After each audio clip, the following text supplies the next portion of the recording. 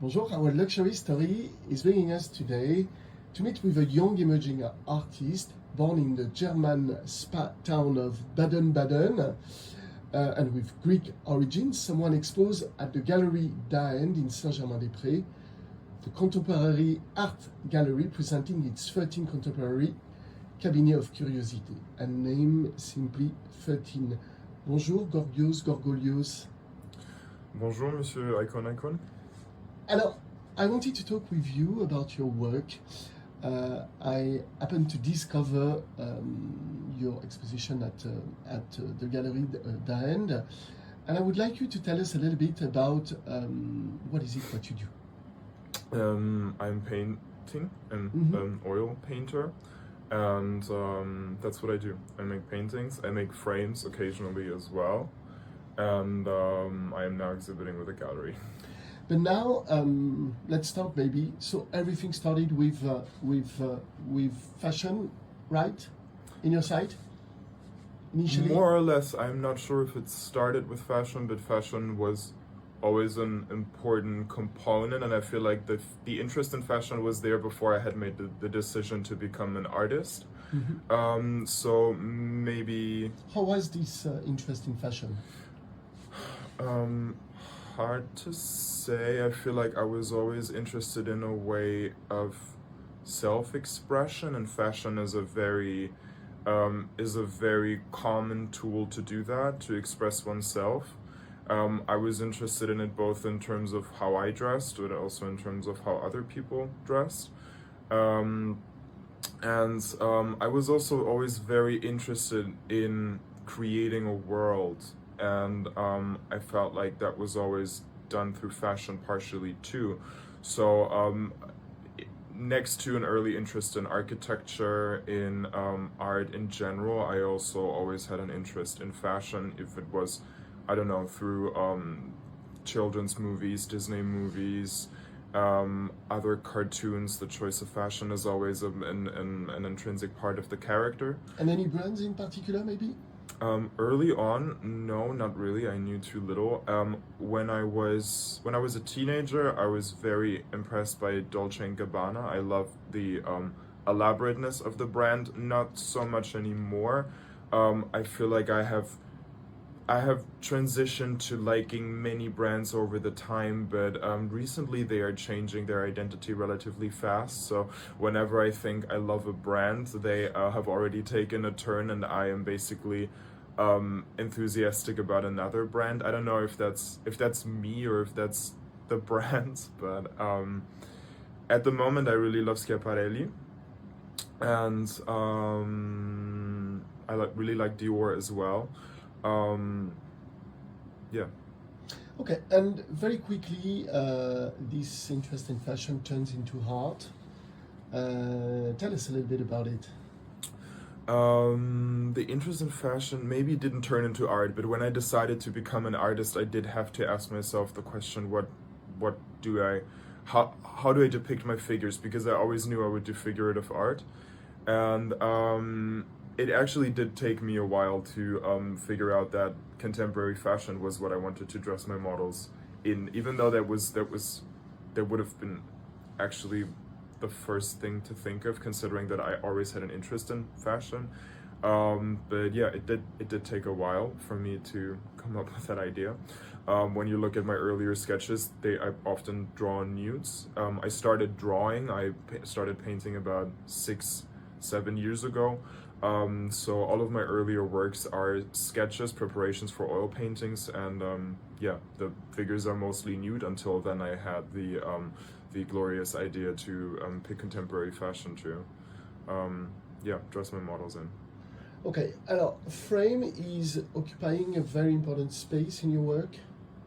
We can see a lot of frames here. So I would love you to tell us a little bit about your relationship with frames, because you are considered yourself as being in contemporary art today, but with a twist, maybe with frame also? Yes, definitely, in the way that oftentimes I'm using antique frames to frame my paintings, which is a bit of an anachronism, I would say, to put a contemporary art piece within an historical frame that also puts it in a context which might not 100% make it contemporary anymore, but I do like that link to old master painting, to the 19th century, which is where most of the antique frames that I am using or have been using date from.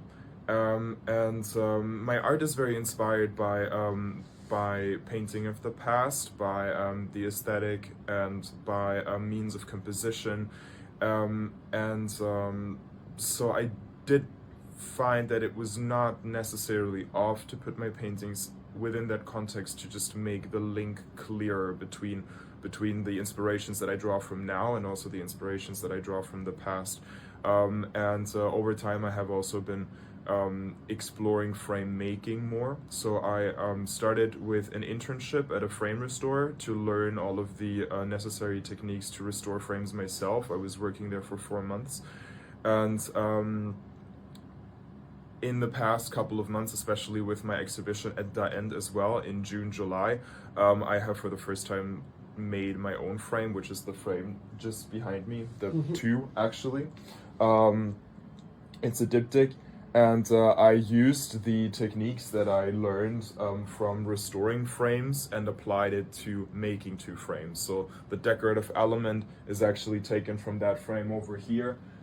So I took an imprint of that element here, I redid it in plaster, and I used it from my frame, and that frame over here I found on the street a couple months prior. And so do you start with the frame, or do you start with already the idea of the painting into which you will add a frame? What is your process? Both. Oftentimes I have an idea, and then I will be looking for a matching frame, and if I decide to use an antique frame, then I will have to wait until I found the frame so I can actually start the painting, because the canvas has to be made to the measurements of the frame, and the measurements of the frame I cannot always pick if I work with existing frames. So I have to wait until I get it, then take measurements, and then I can start making a canvas and starting the painting. That's quite an opposite process to an artist in general. I suppose so, but the idea still starts in my hand, and then I start looking for a frame. I start looking for a frame whose size and design matches the idea that I already have. Sometimes, however, I stumble upon a frame which is simply beautiful and I love it, and I know that I'm gonna have an idea with it sooner or later. So I buy the frame, it just stands around for a couple months or years until then I have an idea for it, and then I paint the painting specifically for that frame, which happens as well. And sometimes when I'm under pressure, or when I simply don't think that an antique frame is necessary, then I will just start making a painting, and then I might make a frame myself, or 2 frames, as in this case, in which it was way too difficult to find 2 frames which were perfectly identical and the same size, to create that diptych that I did. And yeah. I saw some of your work, Narcisse, Iphigenia, or also at the exposition at Da-End, where basically you are starting from a story. How basically those inspiration, is this very much connected to your art history background? Yes and no. I mean, I had been reading Ovid and Homer before I started studying art history. I also wouldn't say that most of my knowledge about art history is necessarily coming from university. I mean, the amount of things that you can learn within 3 years, I have only ever done my bachelor's degree, is relatively limited. So I would say I definitely had a pre-existing interest, which encouraged me to dig these things and to research these things and to read a lot of these things. I also, given that I was always interested in art from the past, most of these artworks are referencing literature, they are referencing the ancient epics or the Bible. So in order to understand the art that I liked, I had to be educated about these things. And since I was educated about these things, I was also then able to use them as a reference myself for my own work. So initially, I started researching that in order to understand what I liked and to understand what it depicted. When you go to a museum, most paintings will depict either a scene from the Bible, Greek mythology, Roman mythology, or it will be a portrait, a still life, or a landscape. So yeah, that's basically how it started. Which is kind of interesting because it's another sort of frame in a way, because you put the words, basically the story behind each artwork seems to have a very big importance for you, correct? The story behind the artworks is actually always a personal story, so I would never choose I would never choose a literary reference if it didn't really resonate with me myself. And oftentimes the stories or the literary references that I use are not necessarily something that I mean to illustrate, but I'm illustrating a very personal thing. I'm trying to depict an experience that I've had, and I'm using a literary reference to create another sort of layer. But the literary reference is always a reference to what I have experienced. So I feel like it should not be seen as, when I'm, for example, painting a painting and I'm calling it Iphigenia, it is not necessarily an illustration of the play. It is a depiction of what I have experienced, and I am just putting another layer in between by referencing the literary source that resonates with the story, which is a personal one. Okay. It seems to me that the words romanticism, poesy very much resonates in your work. Would you agree? Yes, definitely. Aestheticism also? Also, I have always been obsessed, I would say, with beauty. I don't really know. I think everyone is, in a way. I mean, if it is about, I don't know, choosing a beautiful partner, trying to pick out a nice outfit, it could be the most banal things, but I feel like humans are always in the pursuit of beauty in one way or one form or another. And for me, it was always through art. And the way I define beauty, maybe it's a very traditional one, I'm not sure. It could also be because I grew up in a very pretty town. I did grow up in Germany, but I grew up right at the border with a lot of French influences architecturally. I feel like that did have an impact on me. But maybe also the media that I was exposed to, I'm not really sure, but the image of art and the definition of aesthetic and beauty that had formed in my head, I started to really chase that as I got older and as I started making art myself. It is a very romantic one, and I don't know, very hard to explain. It's like you're asking a kid that's interested in dinosaurs why it's interested in dinosaurs. I don't really know. This is the impression that we get out of your artwork. So maybe we want to turn to this artwork in progress. Yes, let me grab my coffee. Tell us a little bit about this one, maybe. This one's actually finished, is not so much in progress. There's just one last touch that I have to make, and that's that the shadow here of her back is a bit too dark in comparison to the background, so I do want to have a bit more of a transition. I sort of want her body to transition into the background. This was a painting that I've had in my head for over a year, but I only got to realize it after my exhibition in the summer.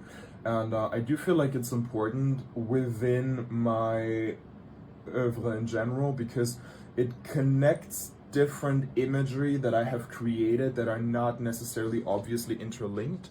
And I feel like this painting is a connection between all of those. So you have, for example, some paintings that I showed in the summer, which were sort of anthropomorphic women with flower hats, which is what you have here. You had a big portrait of a naked man sitting on a stool with a very similar color scheme, so very very dark, very moody, very atmospheric, which you have here as well. You have that kind of richness and detail with these little crystals, with these little rhinestones and diamonds and gemstones, which is referencing another painting, Composition in Gray, which I also exhibited in the summer. I did get a comment in the summer of somebody walking into the gallery and being like, "Oh, this is great, but this too, but it's like completely different, and this is also something completely different." So I didn't necessarily. I don't think it was meant as criticism, but there was somebody pointing out that I am doing things that are not necessarily all the same. And I felt like this painting is able to tie it all together. Not that it was